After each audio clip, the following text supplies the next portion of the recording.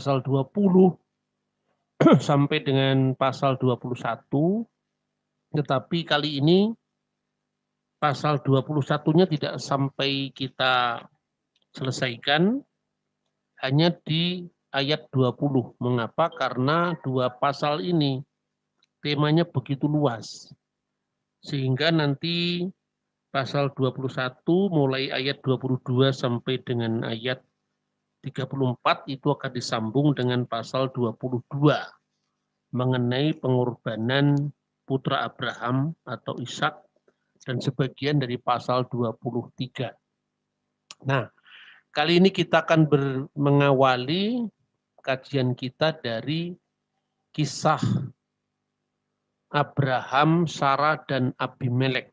Dan tempatnya itu di Gerar. Nanti juga berkaitan dengan sumur yang disebut Berseba, ya. Tetapi fokus kita akan berbicara tentang kisah pengusiran Siti Hajar dan Ismail. Nah, yang pertama kita akan melihat dulu mengenai siapa yang disebut Abimelek. Jadi sebetulnya Abimelek itu bukan nama orang, bukan nama diri. Berasal dari kata Avi yang artinya ayahku, Melek itu artinya raja. Ayahku adalah raja. Dan itu adalah nama gelar dinasti. Seperti Paraoh atau Fir'aun. Seperti Herodes. Itu juga adalah nama dari dinasti. Mungkin kalau di sejarah Nusantara, Sailendra, Sanjaya, atau lebih khusus kalau dikaitkan dengan gelar-gelar, itu mirip dengan Brawijaya 1, Brawijaya 2. Jadi kadang-kadang ketika kita tidak melihat konteksnya secara keseluruhan, orang akan bingung bagaimana Abimelek ini meminta Sarah untuk menjadi haremnya, tetapi pada pasal 26 dia mengingini istrinya Ishak. Nah, padahal di situ Abimelek itu adalah Abimelek yang lain. Artinya putra dari Abimelek yang bertemu dengan Abraham, bahkan di dalam sumber-sumber Yahudi, itu putra mahkota itu dinamakan dengan Ben Melek, artinya putra raja. Seperti putra mahkota, dan ketika dia bertakhta, dia menjadi Abimelek. Begitu juga Fir'aun. Paraoh itu adalah nama gelar, namanya penguasa atau sang raja.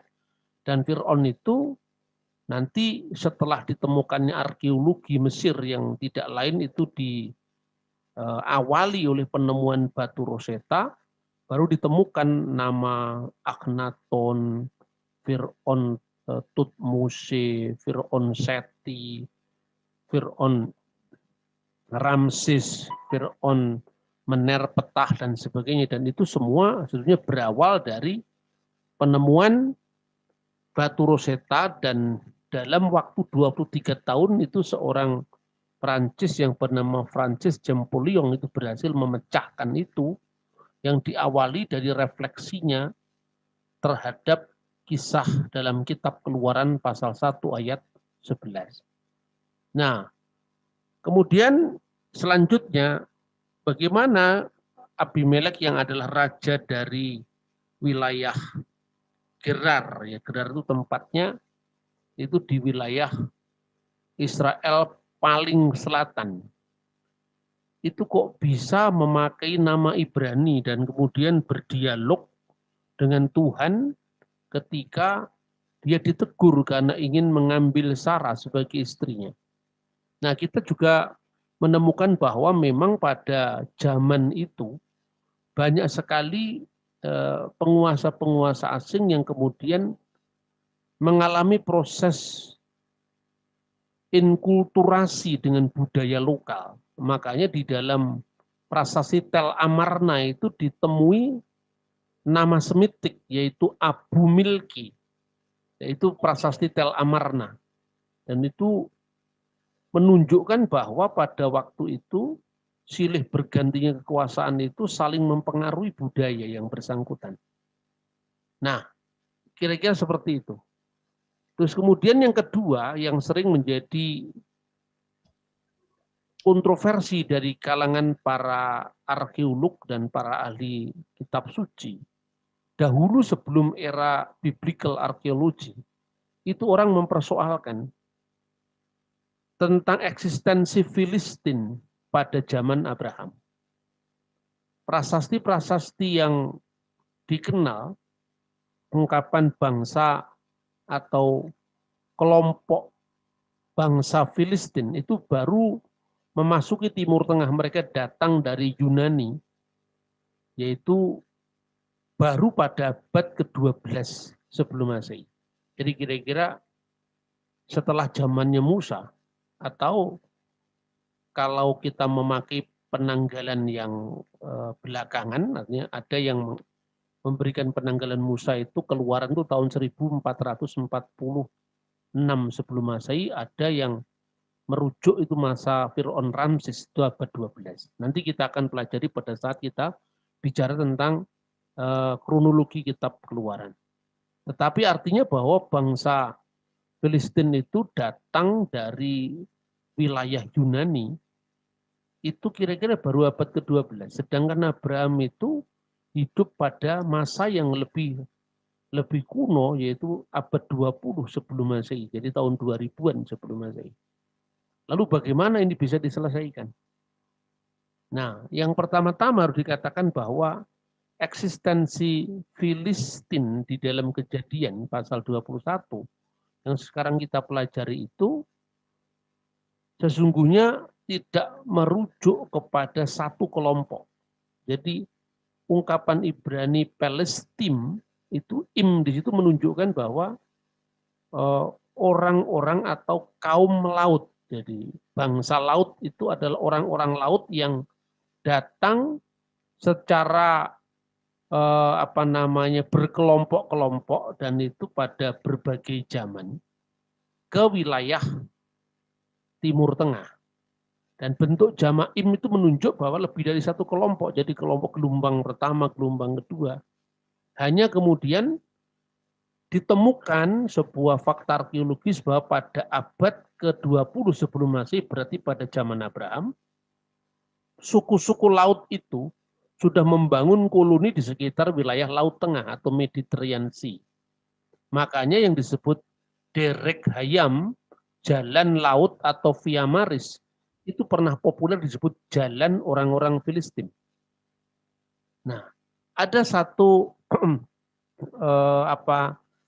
penelitian yang menarik dari seorang arkeolog yang sangat terkenal, khususnya tentang studi Holy Land, yang namanya Profesor Ernest Albright, bahwa kata Palestin digunakan untuk semua orang laut yang datang dalam beberapa gelombang. Orang laut pada masa Abraham telah mengintegrasikan diri dengan kebudayaan setempat, dan mereka berbeda dengan orang-orang Filistin pada masa kerajaan Israel yang suka berperang, yang menyerang. Maka orang-orang Filistin yang disebutkan dalam kitab Kejadian pasal 21 itu relatif cinta damai. Nah, maka kita bisa melihat dalam setting sejarah seperti ini. Yang pertama-tama tentu ada ahli yang tidak menerjemahkan Kejadian pasal 21-34 itu dengan Filistin, tapi menyebut orang-orang asing atau orang-orang laut gitu.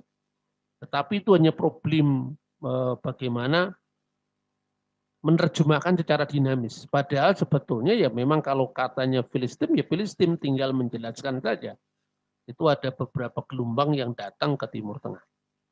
Lalu pertanyaan yang sering diungkapkan, dan itu bahkan muncul di tulisan-tulisan polemik. Pada saat Sarah itu dengan Abraham pergi ke Gerar, ya, usia Sarah sudah 90 tahun.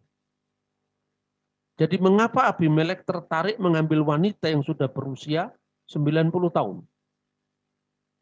Jadi ini menjadi ejekan di kalangan tulisan-tulisan polemik. Kekacauan Bible. Bagaimana seorang raja mengambil wanita yang diingininya usia 90 tahun. Bukankah dia cinta sama nenek-nenek, katanya begitu.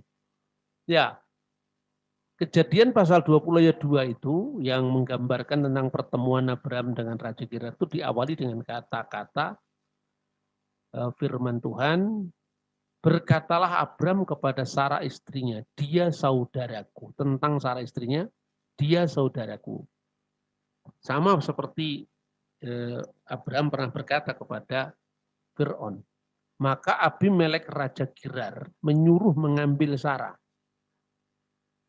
Di sini Abimelek Raja Gerar menyuruh mengambil Sarah untuk menjadi haremnya. Jadi menjadi wanita-wanita di lingkungan istananya. Dan itu memang nanti akan dibuktikan dalam temuan-temuan arkeologi bahwa memang Raja Gerar seperti Fir'aun, seperti raja-raja di zaman kuno, mengumpulkan banyak wanita di haremnya itu adalah merupakan simbol kebesaran seorang raja. Kemudian disampaikan di sana bahwa Abimelek Raja Gerar menyuruh mengambil Sarah untuk menjadi istrinya atau mungkin haremnya kalau dalam konteks budaya kuno waktu itu. Karena Sarah sebelumnya tertawa mendengar janji Tuhan bahwa ia akan melahirkan seorang anak. Apakah justru ini Tuhan yang memberi tanda kepada Sarah bahwa dia sudah merasa tua dan dia tidak mungkin melahirkan seorang anak. Lalu Tuhan memberi tanda bahwa setelah, karena kita dalam pasal 18 kemarin kita belajar bahwa Sarah tertawa. Saya yang sudah mati haid, sudah layu, mungkinkah memiliki seorang anak? Kemudian Tuhan tahu bahwa Sarah di balik pintu itu dia tertawa, dia menegur Abraham. Kenapa dia tertawa? Kemudian Sarah mau menyangkal dan Tuhan mengatakan, nyatanya kamu tertawa. Setelah itu disambung dengan periode tentang bagaimana Tuhan menjanjikan anak bagi dia itu, ya. Kemudian Tuhan memenuhi apa yang dijanjikannya dan pasal 20 ini diawali dengan kisah tentang pertemuan Abraham, Sarah, dan Abimelek. Nah, artinya bisa juga ditafsirkan bahwa ternyata Tuhan telah meremajakan Sarah, dan itu tafsiran beberapa rabi seperti itu.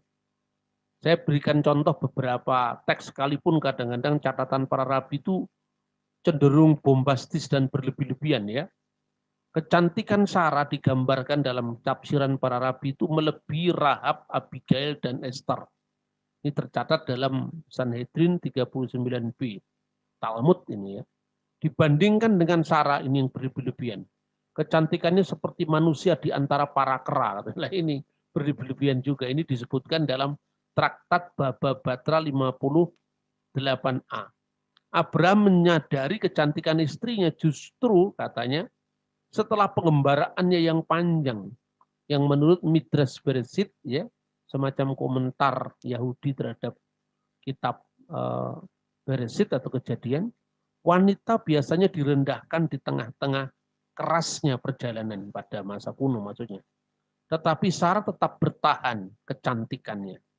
Ini disebutkan dalam Midrash Bereshit Rabbah 40, ya.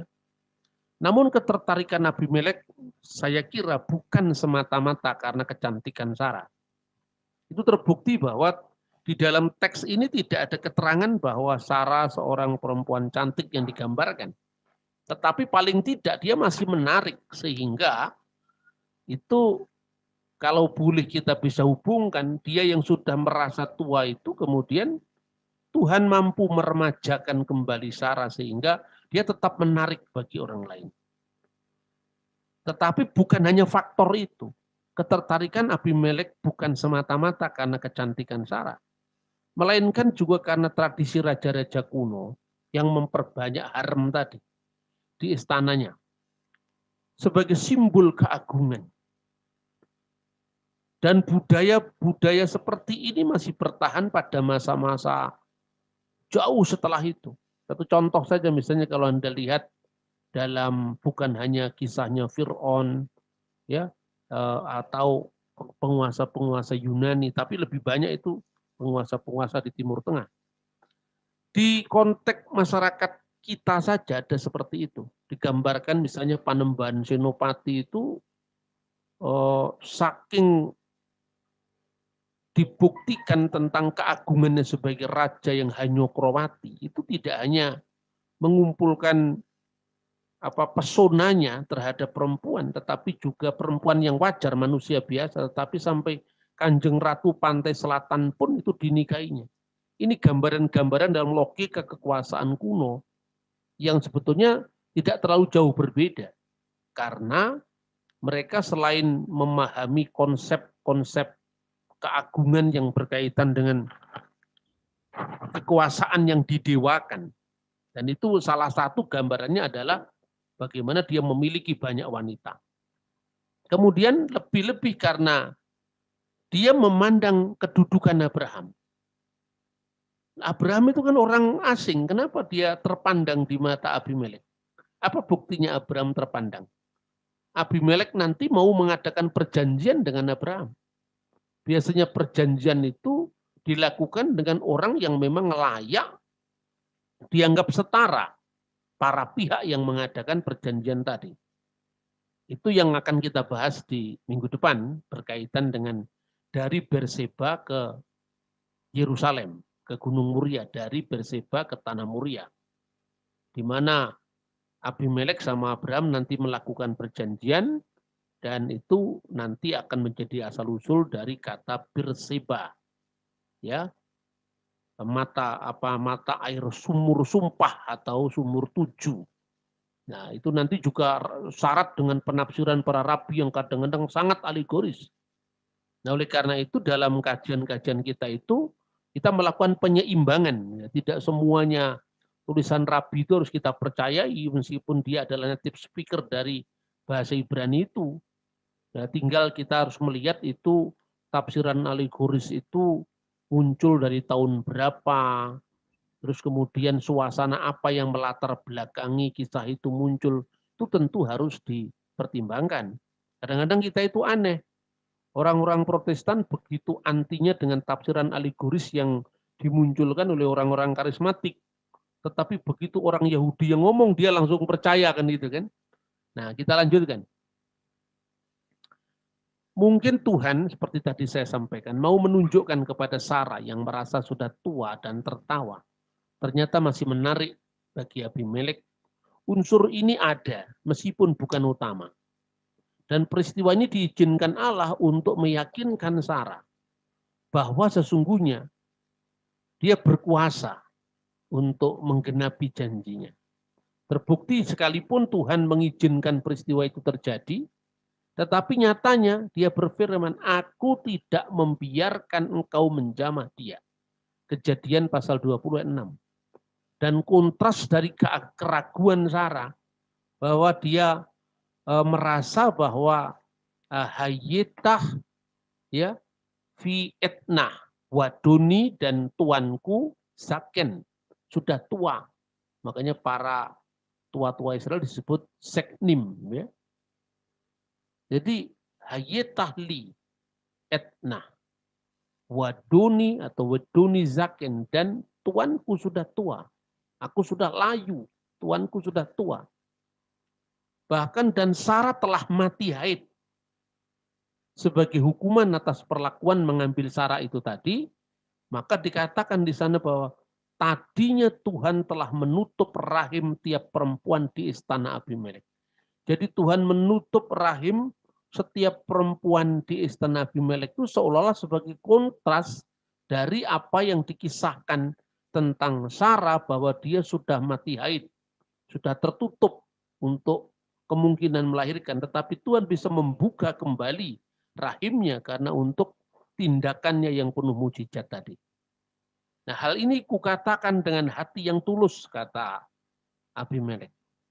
Dan tangan yang bersih, itu pleidoinya dia. Karena ia tidak tahu kalau Sarah istri Abraham, karena Abraham mengatakan dia istriku. Ada rabi yang menafsirkan bahwa Abraham juga tidak bersalah karena dia mengatakan dia my sister, dia saudaraku. Karena toh dia memang saudaranya yang kemudian menjadi istrinya. Kemudian Tuhan menyuruh mengembalikan Sarah itu kepada Abraham. Lalu di sini muncul kata-kata pertama kali, kinafihu, karena dia seorang nabi. Karena nabilah dia itu. Nah, jadi Abraham disebut sebagai seorang nabi. Inilah kata-kata rujukan pertama kali kata nabi muncul dalam kitab Taurat. Jadi Kejadian pasal 20 ayat 7. Sekalipun di dalam tradisi spiritualitas Yahudi dan Kristen, Abraham lebih populer disebut sebagai bapak bangsa. Karena kalau institusi kenabian itu kan munculnya sebetulnya secara khusus setelah zaman Musa. Meskipun sebelumnya itu ada nabi, tapi itu belum baku dalam pengertian nabi yang digambarkan dalam Yudaisme. Ada 7 nabiah, ada 48 nabi dalam tradisi Yahudi itu. Dan Ismail tidak termasuk nabi, dan Lot juga tidak termasuk nabi. Kemudian bukti arkeologis membuktikan bahwa Raja Gerar seperti Fir'aun juga membawa banyak wanita ke dalam haremnya.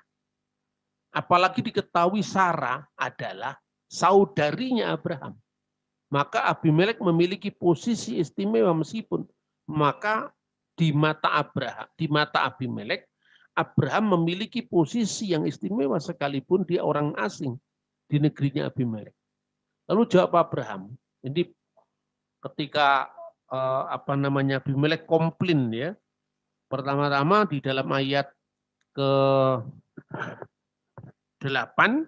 keesokan harinya pagi-pagi Abimelek memanggil semua hambanya dan memberitahukan seluruh peristiwa itu kepada mereka.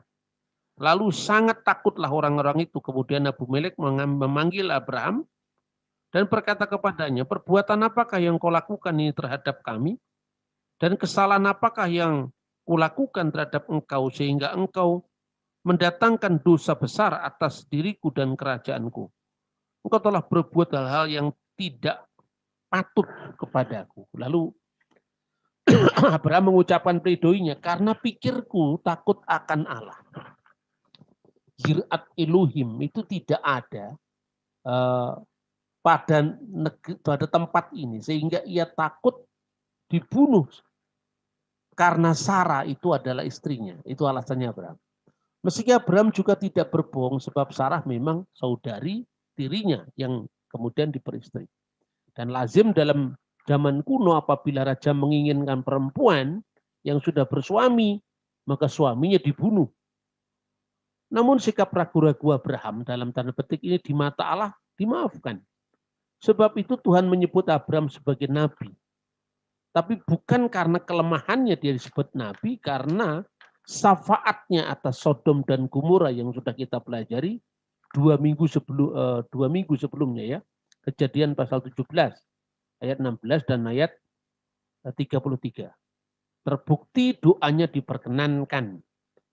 Ia akan berdoa untuk engkau, katanya kepada Abimelek.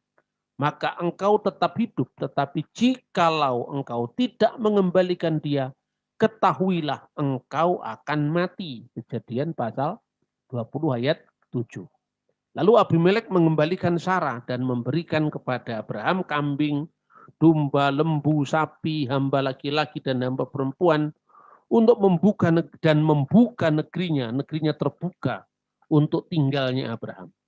Raja Gerar itu juga berkata kepada Sarah, kepada saudaramu, kepada Abraham, telah diberikan 1000 sikal perak, itulah bukti tentang kesucian kamu.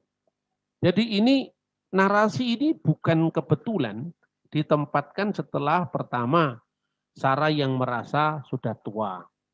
Lalu Tuhan memberikan bukti-bukti yang seperti kita pelajari tadi. Nah, jadi sepertinya secara eksplisit ya, Alkitab tidak menyebut di mana sebetulnya kesalahan dari Abimelek. Toh Abimelek tidak tahu kalau itu adalah istrinya. Kenapa Tuhan menghukumnya itu? Tetapi Tuhan berkata bahwa aku tahu engkau berhati tulus. Nah, itu sulitnya. Sebetulnya di sini yang mau digambarkan bahwa Tuhan ingin mengajarkan kepada manusia. Apapun tradisi haram, tradisi memperbanyak wanita itu apa alasannya, itu tetap tidak baik. Nah, tapi di pihak lain Tuhan menggunakan peristiwa ini untuk memberikan pelajaran kepada Sarah tentang bagaimana dia sudah merasa tua, sudah layu, dan istrinya sudah tua, maka apa mungkin dia bisa melahirkan anak. Maka ada tafsiran Rabi yang mengatakan begitu Tuhan menggenapi janjinya melalui Sarah, maka Tuhan kemudian meremajakan kembali Sarah, artinya meremajakan kecantikannya. Nah, kemudian setelah kisah tentang Abimelek dan Abraham ini, lalu disambung dengan pasal 21 yang bicara tentang kelahiran Ishak. Jadi sebelumnya ketika Abraham mengusulkan supaya Ismail tinggal di hadapan hadiratmu, Tuhan berjanji akan datang tahun depan untuk menggenapi janjinya. Nah, Tuhan menepati janji. Sarah melahirkan seorang anak laki-laki di masa tuanya.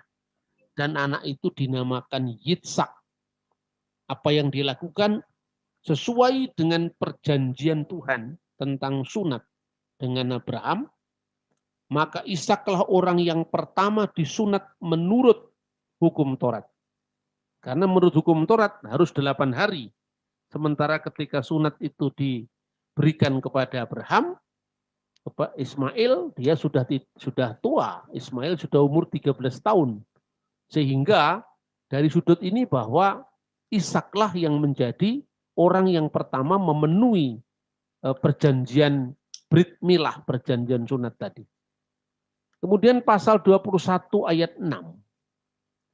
Setiap orang berkatalah Sarah, watumer Sarah, sahak asahli. Setiap orang akan mendengarkan aku tertawa karena aku, ya. Elohim kal hasomi ayit sakli.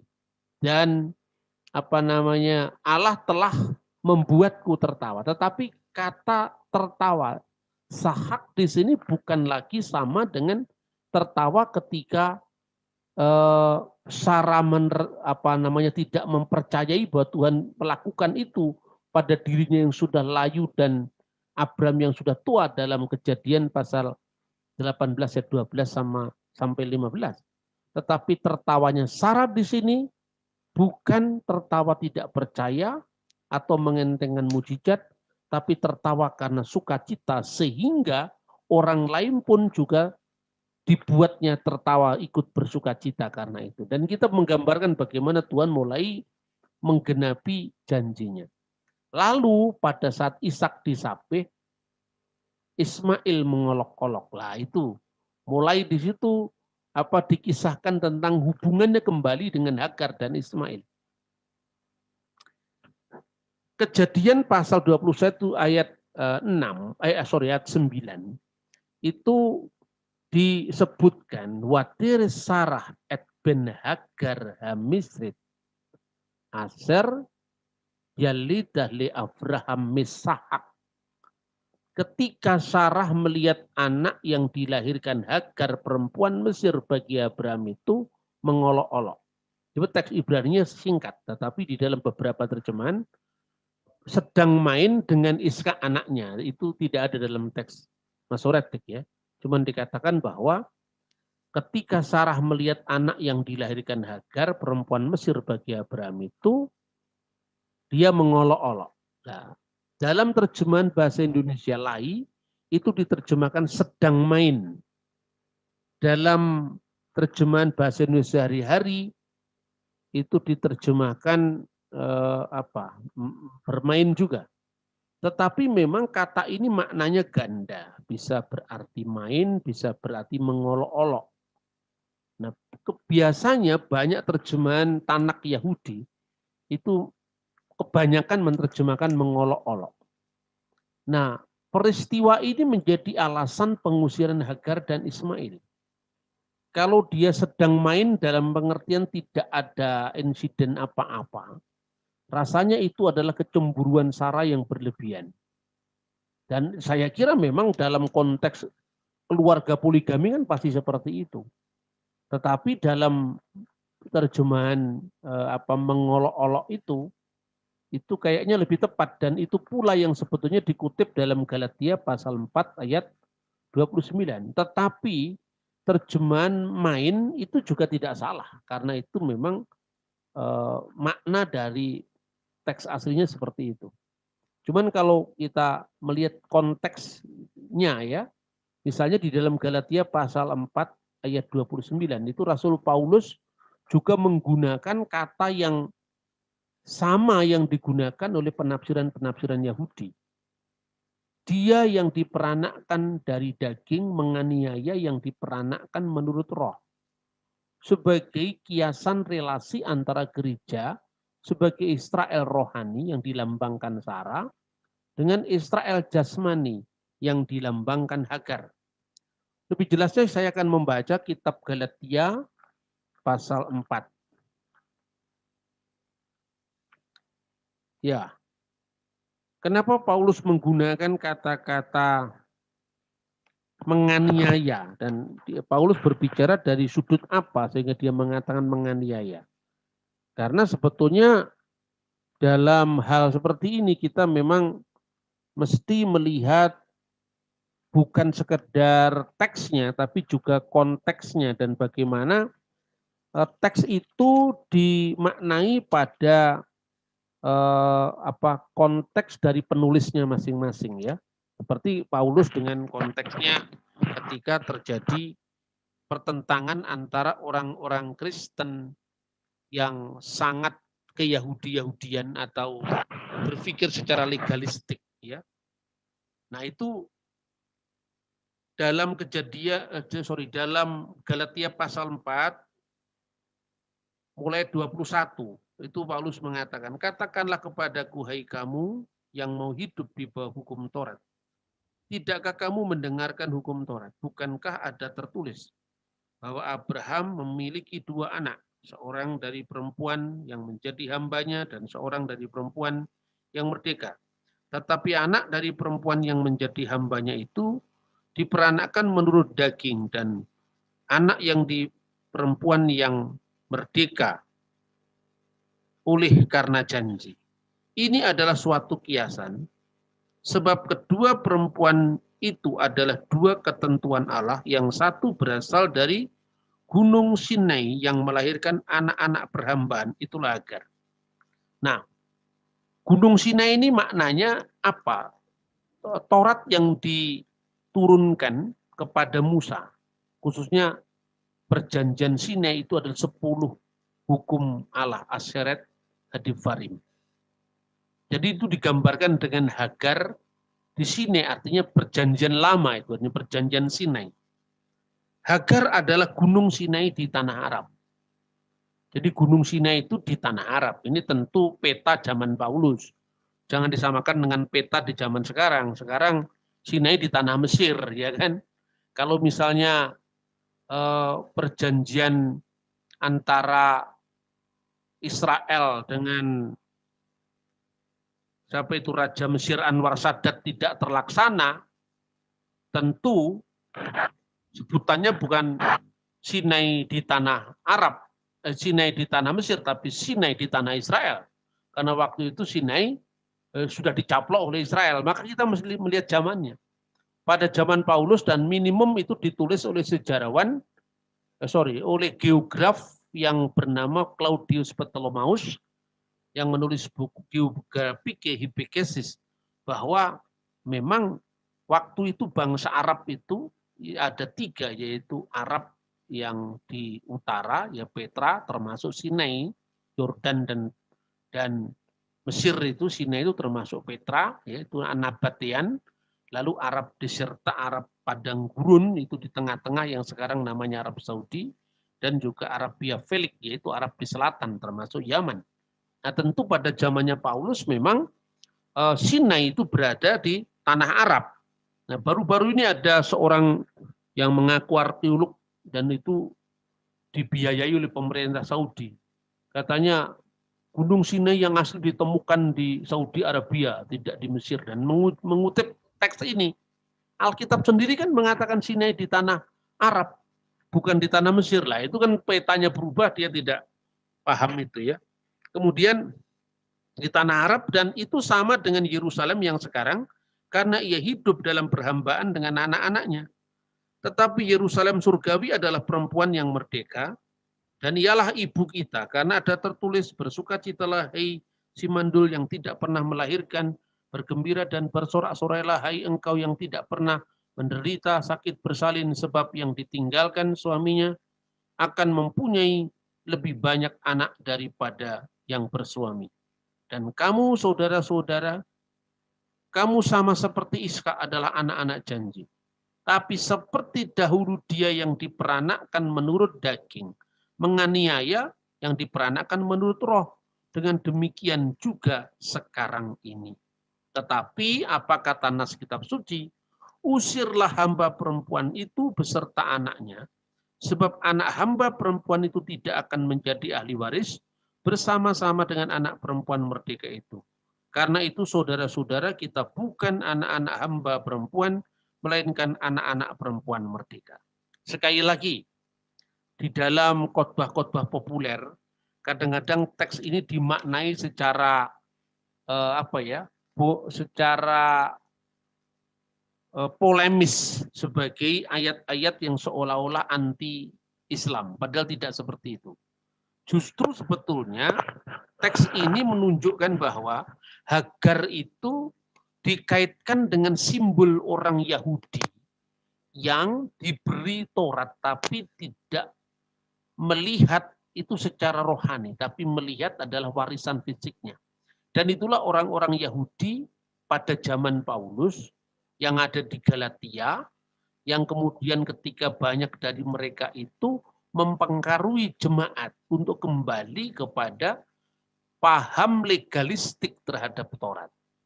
Nah, oleh karena itu Paulus mengatakan, karena waktu itu orang-orang Yahudi itu menganiaya itu bukan sekedar dalam pengertian fisik. Menganiaya di sini adalah mengolok-olok, ya mengolok-olok itu kan sebetulnya kekerasan verbal, gitu. Kekerasan verbal artinya bukan fisik, tapi mengolok-olok dengan kata-kata pedas itu sebetulnya adalah penganiayaan atau kekerasan secara verbal. Itu yang sebetulnya dilakukan oleh banyak sekali orang-orang Parisi yang sangat legalistik, dan sebagian ketika mereka menjadi Kristen, lalu mereka memaksakan pandangan legalistiknya itu terhadap orang-orang Kristen, bukan Yahudi. Nah, dalam konteks seperti itulah Paulus mengambil kata-kata mengolok-olok itu dalam makna yang seperti banyak dari penafsiran-penafsiran Yudaisme, kata misahek, yaitu mengolok-olok. Bukan sekedar main. Kalau sekedar main, saya kira apa alasannya Sarah harus mengusirnya? Itu sepertinya sekalipun ada di dalam konteks bahwa rumah tangga yang poligami itu memang ada sifat cemburu dan sebagainya, tapi rasanya bukan itu. Bukan sekedar itu. Kalaupun unsur itu ada, tetapi bukan itu yang menjadi alasan utama. Kemudian Tuhan anehnya kenapa membiarkan keinginan Sarah itu, ya? Kenapa Tuhan seolah-olah membiarkan keinginan Sarah itu? Sekalipun Abraham sebenarnya sebal hati, itu jelas-jelas disebutkan di dalam teks ini, sebal hati karena sikapnya Sarah tadi. Tetapi seolah-olah Tuhan membiarkan, ya, bertambah besarlah anak itu, ya disapih, dan usia penyapian itu antara 2 tahun sampai 3 tahun. Ada yang disapih 2 tahun, ada 3 tahun. Orang Yahudi seperti itu. Kemudian Pada waktu itu Sarah melihat bahwa anak yang dilahirkan Hagar perempuan Mesir itu bagi Abraham, dalam terjemahan lain, sedang main dengan Ishak. Dalam terjemahan Rabbi Nosom Skirman, itu sedang memperolok-olok. Berkatalah Sarah kepada Abraham, usirlah hamba perempuan itu beserta anaknya, sebab anak hamba ini tidak akan menjadi ahli waris bersama-sama dengan anakku Ishak. Hal itu sangat menyebalkan Abraham karena anaknya itu. Tetapi Allah berfirman kepada Abraham, janganlah sebal hatimu karena hal anak dan budakmu itu dalam segala yang dikatakan Sarah kepadamu, haruslah engkau mendengarkannya, sebab yang akan disebut keturunanmu ialah yang berasal dari Ishak. Maksudnya keturunannya di dalam konteks perjanjian. Anak perjanjian yang kemarin kita pelajari, makanya orang Yahudi selalu berdoa dengan jalur perjanjian Abraham, Ishak, Yakub. Bukan berarti Ismail itu bangsa terkutuk, tidak. Tetapi bukan jalurnya perjanjian itu. Kemudian, tetapi keturunan dari hambamu itu juga akan kubuat menjadi bangsa, karena ia pun anakmu.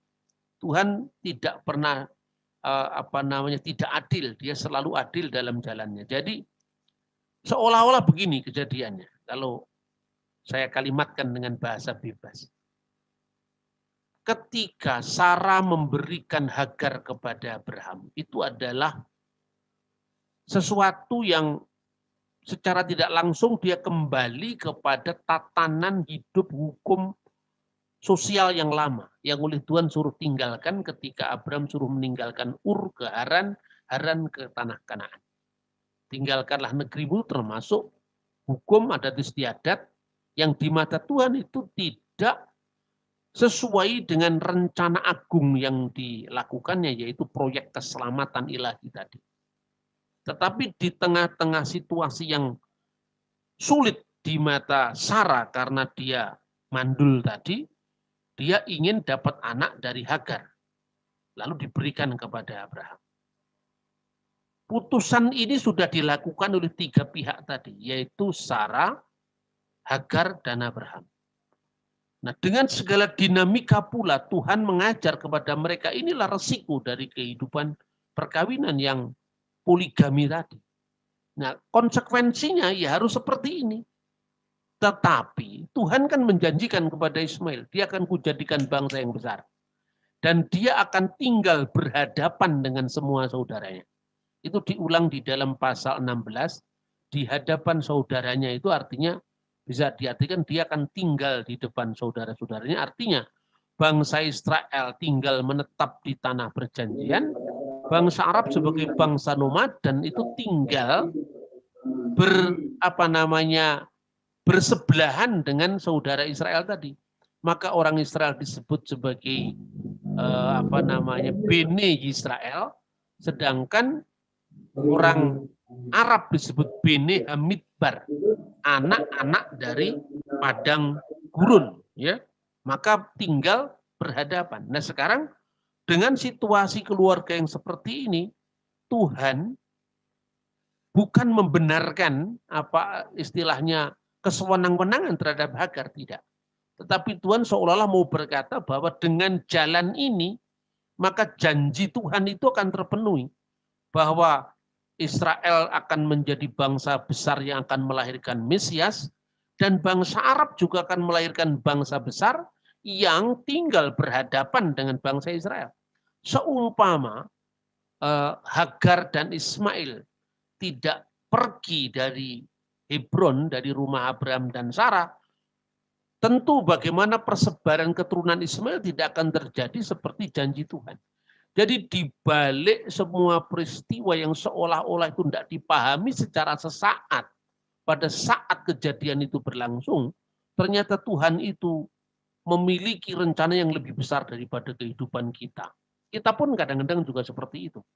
Sesuatu yang sudah kita pilih dan beresiko pilihan itu harus kita tanggung. Tapi ketika Tuhan itu melakukan sesuatu atas diri kita, rasanya kita protes. Tapi sesungguhnya di balik itu semua memang Tuhan konsekuen dengan janjinya. Ya. Kemudian itu yang bisa dilihat sehingga pemaknaan Galatia pasal 4 ayat 29 itu bukan harus diartikan bahwa bangsa Arab itu pengacau terkutuk, bukan itu. Tapi itu justru konteksnya Hagar di sini adalah bangsa Yahudi yang menolak Kristus, yang menganiaya umat Kristen yang masih posisinya lemah waktu itu di Galatia dan diumbang-ambingkan oleh berbagai macam ajaran legalistik yang oleh Paulus dikatakan sedikit ragi mengklamirkan seluruh adonan. Antara lain orang-orang Yahudi yang memaksakan hukum lahiriah yang legalistik tadi, termasuk kewajiban sunat. Itulah sebabnya Paulus tidak mau menyunatkan Titus agar tidak merembet kemana-mana. Sebaliknya dengan alasan konteks yang berbeda, Paulus menyunatkan Timotius agar pelayanannya tidak menjadi batu sandungan karena orang tuanya adalah Yahudi dan Yunani. Itu saya kira. Kemudian penyapian anak dalam budaya Yahudi tadi disampaikan biasanya 2 tahun atau 3 tahun. Saat itulah Hagar dan Ismail diusir Sarah. Nah kalau gitu umur Ismail berapa? Ini yang menjadi olok-olok lagi setelah olok-olok yang dikatakan bahwa 90 tahun kok mau diambil istri. Jadi ketika Ismail lahir, Abraham berusia 86 tahun. Kita bisa menghitung ini. Kejadian 16 ayat 16. Waktu disunat usia Abraham 90 tahun. Ismail 13 tahun. Kejadian 17 ayat 24-25. Karena usia Abraham 100 tahun saat Ishak lahir, Kejadian 21 ayat 5, maka usia Ismail saat lahirnya Ishak 14 tahun. Ditambah 2 atau 3, artinya usia penyapian, maka saat pengusiran usia Ismail 16 atau 17 tahun. Nah, olok-olok yang berikut lagi disampaikan oleh kelompok-kelompok polemik yang biasanya menyerang iman Kristen itu. Menertawakan ini. Mungkinkah remaja yang berumur 16 tahun diletakkan di pundak ibunya? Berkenaan dengan pasal 21. Wa yaskem Abraham babukir. Maka bangunlah sedini mungkin Abraham pagi-pagi itu. Artinya bangun dini pada pagi-pagi itu, ya. Bukir itu adalah pagi, makanya bukir tov, selamat pagi. Wajikah lehem. Lehem itu artinya roti, ya. Dan kemudian mengambil roti. Mengambil roti wahemet mayim dan kirbat yang berisi air. Wajiten dan memberikannya el Hagar kepada Hagar. Sam al-sikmah dan meletakkannya di atas baunya viet hayalet dan anaknya. Nah ini memang kata ini mengandung pengertian yang bisa lebih dari satu. Ya. Terjemahan lain begini. Keesokan harinya pagi-pagi Abraham mengambil roti serta sekirbat air dan memberikannya kepada Hagar. Ia meletakkan itu beserta anaknya di atas bau Hagar. Berarti Ismail yang sudah berumur 16 tahun atau 17 tahun tadi diletakkan di bau Hagar. Kemudian disuruh nyalah perempuan itu pergi. Ini terjemahannya begitu. Dan maka pergilah Hagar mengembara di padang gurun Berseba. Tapi terjemahan Rabbi Nasom Skerman itu lebih harafiah. Abraham bangun early morning, took bread, mengambil roti and a skin of water, dan sekirbat air. And gave them, dan memberikan roti dan air itu to Hagar, kepada Hagar. He placed them, dan menempatkan itu on the shoulder, pada punggungnya, pada bahunya. Along with the boy, bersama-sama dengan anaknya. Kemudian menyuruhnya dia pergi. Jadi sebetulnya ini dua-duanya benar terjemahan ini. Ya, kalau di runut itu bisa ada 3 kemungkinan. Ini saya juga memberikan rujukan masing-masing dari siapa yang menerjemahkan seperti itu. Saya tidak hanya mengambil dari terjemahan NIV, King James, New King James atau American Standard Bible, tapi saya kutip juga dari terjemahan Yahudi. Ya, ada 3 makna dari ungkapan waditan al-Hagar, dan ia memberikan itu kepada Hagar, ya. Sam al-Sikmah, dan meletakkan di atas baunya V et Hayelet, dan anaknya, atau dan Hayelet sang anak. Makna pertama, Abraham memberikan, perhatikan kata kerjanya yiten, roti dan sekirbat air kepada Hagar, dan meletakkan, kata kerjanya Sam. Maksudnya apa yang diletakkan? Roti, air, dan anak itu ke bau Hagar. Inilah yang dipilih oleh terjemahan Lembaga Alkitab Indonesia. Jadi roti, air, dan Ismail di bau Hagar. Tetapi meletakkan Ismail di bau itu maknanya simbolis, bukan maknanya harafiah. Roti dan air itu benar-benar ditempatkan dalam makna harafiah. Tetapi Ismail di bau Hagar itu dalam makna simbolis. Arti kedua, Abraham memberikan yiten, roti dan kirbat air kepada Hagar, Hagar, dan meletakkan wasam, roti dan kirbat air tadi, al-sikmah, di atas bau Hagar, tapi juga et hayelet, dan anaknya bisa berarti di atas bau Hagar dan di atas bau anaknya Ismail. Inilah terjemahan yang diambil oleh Abarbanel, seorang Yahudi juga, terjemahan Yahudi juga. Jadi dalam konteks ini, roti dan air di bau Hagar dan bau anaknya. Jadi Ismail juga bawa, Hagar juga bawa. Ini terjemahan yang dipilih oleh Rabbi Abarbanel. Kemudian makna ketiga, ini yang dipilih oleh Rabbi Rambam, dan Rabbi Rambam itu sangat terkenal, Rabbi abad pertengahan. Abraham memberikan yiten, roti dan kirbat air. Jadi yang diberikan roti dan kirbat air. Dan juga sang anak kepada Hagar. Yang diberikan itu roti, sekirbat air, dan Ismail. Lalu meletakkan, yang Sam al-Sikmah meletakkan pada baunya itu roti dan kirbat air saja di atas baunya. Sementara Ismail diberikan untuk pergi bersamanya. Itu juga bisa. Jadi sebetulnya yang menertawakan itu ya tidak mengerti bahwa dalam semua bahasa itu kan mengalami hal seperti itu. Dan kita harus melihat konteksnya seperti apa. Terjemahan Lembaga Alkitab tidak salah.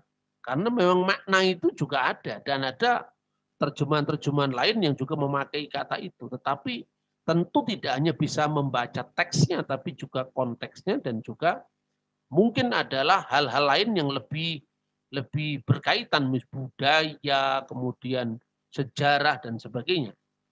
Jadi persoalan yang sering muncul itu adalah frasa V et hayelet, dan sang anak atau dan anaknya. Itu tergantung dikaitkan dengan kata kerja apa. Kalau dikaitkan dengan kata kerja yiten, berarti yang diberikan itu roti, sekirbat air, dan Ismail. Diberikan kepada Hagar dalam tanggung jawab Hagar. Sementara roti dan sekirbat air tadi untuk bekal di jalan. Tapi kalau itu dikaitkan dengan kata Sam al-Sikmah, meletakkan di atas baunya, Ismail juga diletakkan di atas baunya, itu artinya simbolis. Kita kan melihat lebih lanjut ya. Misalnya ini penafsiran dari rabi-rabi dan juga kalangan Kristen tentang apa yang kemudian dialami setelah Hagar dan Ismail itu diusir. Jadi sekarang ditambah lagi dengan ayat 15. Maka dibuanglah anaknya itu di bawah semak-semak. Sekarang Bagaimana anak usia 16 tahun, 17 tahun dibuang ke semak-semak itu lebih tidak masuk akal lagi katanya begitu. Nah, Rabi Rambam menafsirkan buat tasleh ya dari kata salah. Tapi jangan dipikirkan dondong apa salah, ini salah dalam bahasa Ibrani.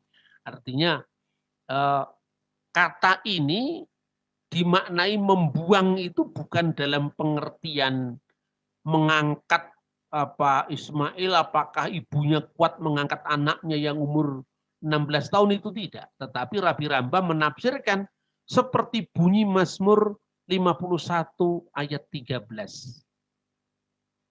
Ya, janganlah membuang aku. Al tasliheni milefaneha.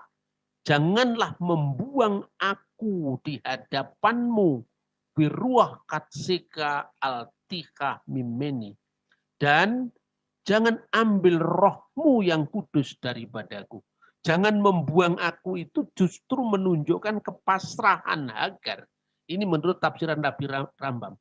Bahwa Tuhan, saya tidak kuat lagi menanggung semuanya ini. Apakah engkau akan membuang anakku dari hadapanmu? Kira-kira seperti itu. Jadi itu adalah kata yang justru menunjukkan kepasrahan seorang Hagar akan apa yang sedang dialaminya. Dan itu menurut tafsiran Yahudi, loh, Rabi Rambam. Kemudian dalam Kejadian 21, 17, 19, lalu malaikat menampakkan diri kepada Hagar. Ini keliru nulisnya ya, karena saya kadang-kadang banyak kekeliruan tulis begini. Ya, Hagar bukan Hagar. Agar ia jangan takut hai Hagar. Allah mendengar suara anaknya itu. Wa yisma iluhim et kol hanaar. Lah ini. Di sini tidak hanya digunakan kata yelet, tetapi digunakan kata naar. Terus terang harus saya sampaikan saudara-saudara, kalau saudara membaca banyak buku panduan tentang kitab Kejadian, di kalangan orang-orang Kristen itu kan ada yang menganut teori sumber. Nah, teori sumber itu adalah teori yang mengkaitkan Taurat itu ada yang dari sumber Elohis yang memakai kata Elohim, ada teori yang memakai sumber Yahwis yang memakai kata tetragramaton Yahweh, ada sumber Deuteronomis, ada sumber Christ Tradition, 4 sumber EJDP. Menurut teori ini, ya, bahwa teks-teks yang berbicara tentang Ismail seolah-olah ini digambarkan anak kecil itu sumber yang berbeda dengan teks yang menggunakan Ismail seolah-olah sudah dewasa. Sudah remaja. Jadi tumpang tindih sumber itu yang membuat kekacauan dalam kitab Taurat. Itu teori. Tetapi tidak seperti itu sesungguhnya. Saya menolak teori itu, tetapi coba kita lihat secara jernih ya. Bangunlah dan angkatlah anak itu. Jangan ditafsirkan bangun ya sudah bangun. Angkatlah apa? Hagar kuat mengangkat anak umur 16 tahun ya jangan seperti itu. Berarti kalau ada satu hal yang sifatnya itu majasi, artinya alegoris dalam konteks bahasa, berarti di tempat lain juga. Kadang-kadang kita lupa mengkritik teks yang ribuan tahun yang lalu. Bahasa kita sehari-hari pun, kita kadang-kadang yang sifatnya metafor dan sifatnya letterlah itu sering campur aduk misalnya.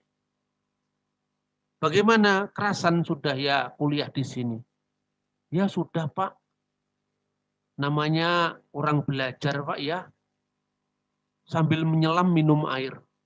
Itu kira-kira teks seperti itu kalau dibaca 4.000 tahun yang lalu. Mana ada kolamnya, kok dia menyelamkan gitu kan? Karena dia tidak tahu. Di satu pihak kata, belajar ya sungguh-sungguh itu adalah harfiah. Tetapi ketika ya sudah bagaimana lagi Pak, namanya kita mahasiswa ya, menyelam sambil menyelam minum air. Mana kolamnya? Masa begitu? Ini kan kata-kata yang sifatnya alegoris bersama-sama dengan bahasa sehari-hari muncul. Terus kemudian pamit Pak, ya hati-hati ya, salam sehat. Terus dia membaca pantun misalnya. Kalau ada sumur di ladang bolehlah menumpang mandi. Nah, kalau ada waktu yang panjang kita bertemu lagi, itu kalau ngomongnya begitu di Padang atau di Riau, kan biasa begitu. Konteksnya apa? Begitu dipahami oleh orang Inggris yang tidak tahu budaya Melayu, bingung dia. Nah, seperti ini. Jadi kadang-kadang itulah ketidakcukupan dari seorang peneliti yang muncul dari zaman yang berbeda, budaya yang berbeda, bahasa yang berbeda. Kompleksitas ini seolah dihapuskan.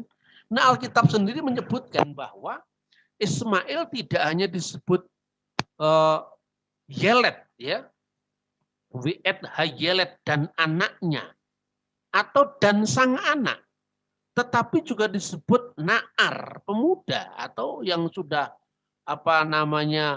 berusia belasan tahun ke atas, ya. Bangunlah dan angkatlah anak itu dan bimbinglah ia sebab aku akan menjadikan bangsa yang besar. Di sini Ismail disebut Hayelet, sang anak, dalam korelasinya dengan Hagar ibunya. Sekaligus dia disebut Hanaar, pemuda yang menunjuk kepada usianya. Ini mirip kalau orang Batak menyebut anaknya Buyung. Mirip kalau orang Jawa menyebut anaknya Le, gitu. Ibu saya itu menyebut saya yang sudah beranjak tua begini tetap Le. Artinya saya adalah Yelet dari ibu saya. Tetapi saya tidak lagi Yelet dalam pengertian umur. Saya bukan bayi lagi. Dalam konteks saya hubungan dengan ibu saya disebut Le. Disebut Yelet. Tapi dalam konteks usia saya bukan lagi Yelet. Gitu loh kira-kira. Nah, yang menarik, Rabi Hirsch mengatakan bahwa Yelet tidak hanya merujuk kepada anak kecil, tergantung konteksnya. Katanya dia, sebab Yusuf disebut juga Yelet ketika ia berusia 17 tahun dalam Kejadian 37-30. Jadi katanya Rabi ini, kalau usia rata-rata manusia pada zamannya Taurat itu 120 tahun, seperti usia Musa, dan kini 70 tahun, kalau kuat 80 tahun kan gitu kata pemazmur. Maka katanya Rabi ini 17 tahun pada masa itu sama dengan kira-kira 10 tahun pada masa sekarang. Ini saya hanya kutip, Anda boleh setuju boleh tidak. Ini saya kutip dari Rabi Hirsch dan seorang rabi yang banyak sekali dijadikan rujukan di abad modern ini. Ya. Nah, kemudian Kejadian pasal 21, 20, 21 mencatat Allah terus menyertai Ismail hingga dia bertambah besar. Akhirnya dia menetap di padang gurun sebagai seorang pemanah dan dia tinggal di padang gurun Paran, ya. Dan ibunya mengambil istri baginya di tanah Mesir. Ini teks yang tertulis di dalam kitab Taurat. Fakta bahwa ibunya mengambil istrinya baginya di tanah Mesir menunjukkan tugas Hagar mendampingi putranya sudah tuntas karena sampai menikah. Kalau Anda membaca dalam buku Talmud, ya, dalam berbagai traktatnya, tugas orang tua itu selesai sampai anaknya menikah. Di sini Abraham meletakkan Ismail yang tanpa bapak, artinya fatherless, itu artinya bukan dia tidak punya bapak, tapi artinya hidup dalam pengasuhan ibunya di atas bahu Hagar. Kalau terjemahan Lai ini diterima dan kata di atas bahunya itu bermakna simbolis. Ada juga rabi yang menafsirkan seperti itu. Nah, kemudian setelah Hagar mengawinkan putranya, selesai tugasnya. Dan itu sesuai dengan etosnya bangsa Yahudi, bahwa seorang tua itu mendampingi anaknya selesai sampai dia menikah. Itulah sebabnya narasi teks ini ditutup dengan Ismail telah mengambil seorang istri baginya di tanah Mesir. Nah, sekarang saya ingin bandingkan dengan sebuah targum yang sangat muda, ya. Targum Pseudo Yonatan. Kenapa disebut Pseudo Yonatan? Karena targum itu terjemahan bahasa Aram, terjemahan yang sifatnya lebih bebas, parafrase, mengandung tafsiran, itu targum. Nah, targum itu ada banyak ya. Sebelum zaman Kristen itu kalau disebut targum ya ada misalnya targum Ayub yang ditemukan di antara naskah-naskah Laut Mati. Lalu ada targum Onkelos itu yang ditulis kira-kira abad pertama Masehi. Ya. Kemudian targum Yonatan untuk kitab nabi-nabi. Itu ditulis kira-kira abad 2 Masehi. Tetapi ada targum Pseudo Yonatan.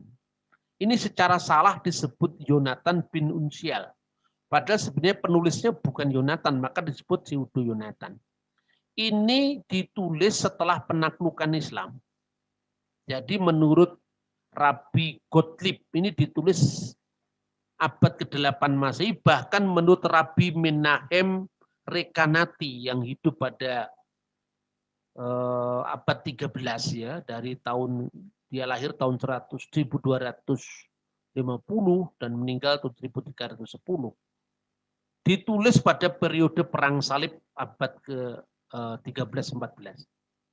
Dan di situ Ismail diberi nama istrinya oleh tafsir Rabi tafsir Pseudo Yonatan ini.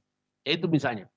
Dan dalam terjemahan Pseudo Yonatan, ia tinggal di padang gurun Paran mengambil istri namanya Adisa, tapi menceraikannya.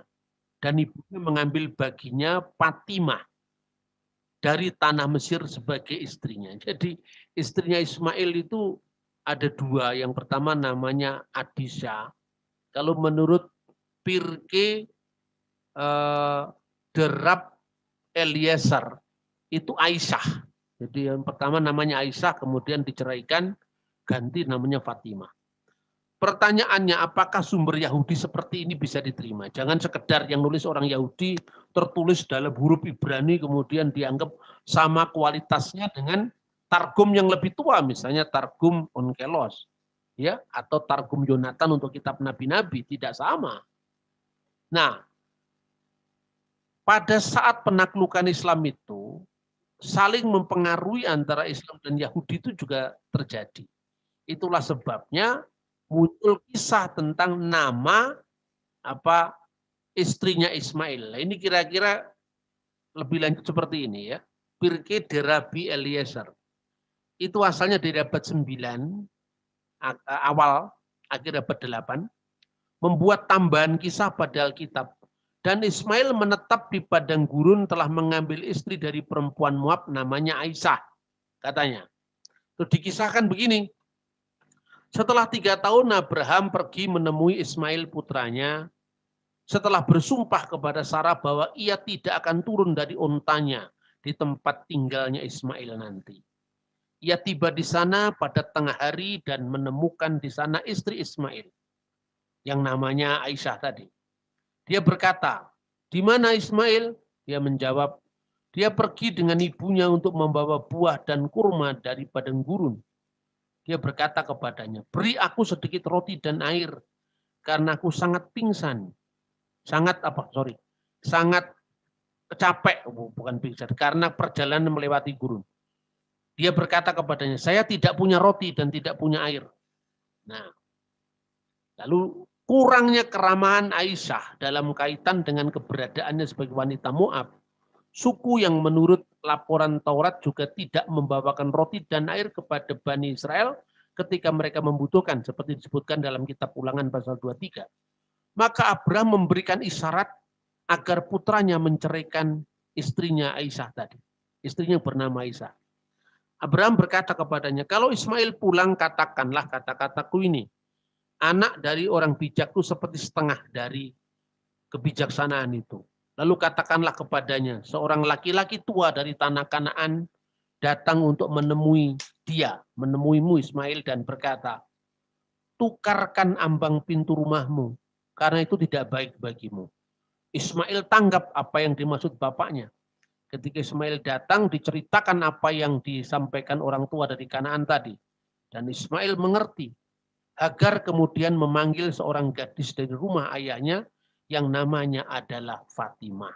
Jadi kemudian dikawinkan dengan perempuan Mesir. Nah, pertanyaannya apakah kisah seperti ini bisa dipercaya? Ya, pertama-tama Ya, karena kisah ini kan muncul pada setelah abad ke-8.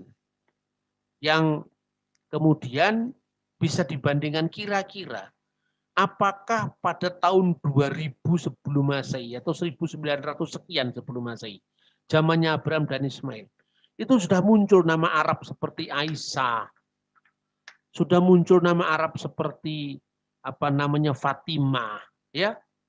Itu mesti dipikir. Inilah bedanya antara arkeologi Alkitab dengan sembarang tulisan asalkan bahasanya Ibrani. Ini kita harus menyeleksi sumber gitu loh. Jadi orang Kristen sendiri jangan minder wardahai komplek dengan segala sesuatu yang berbau rabi. Rabi dewi ya iso kok.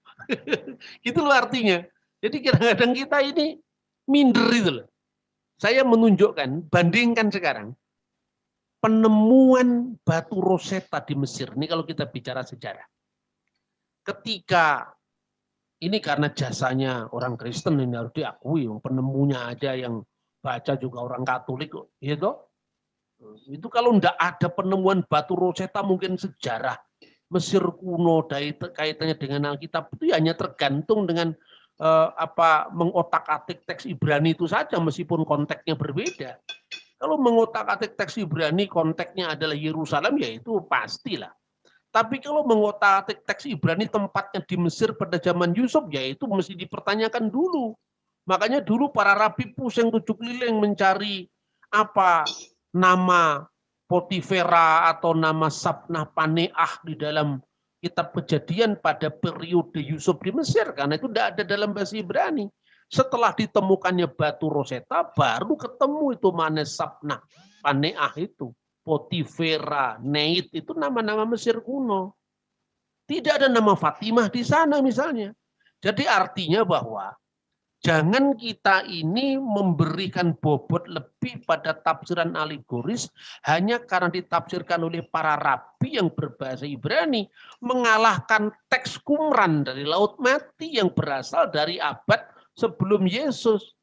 Nah, semoga cara pandang dan atau paradigma seperti ini bisa mendasari dalam pembelajaran kita sehingga kita tidak mudah bingung dengan munculnya banyak tafsiran. Mungkin pembahasan kali ini memang agak rumit ya karena ada kaitannya dengan sejarah, arkeologi, makanya tentang Bersiba saya tunda untuk 20 ayat itu untuk minggu depan supaya nanti ada hubungannya dari Berseba ke Tanah Muria untuk bicara tentang pengorbanan Ishak di Tanah Muria. Tuhan memberkati kita. Shalom alaikum. Beshem Hamasyah.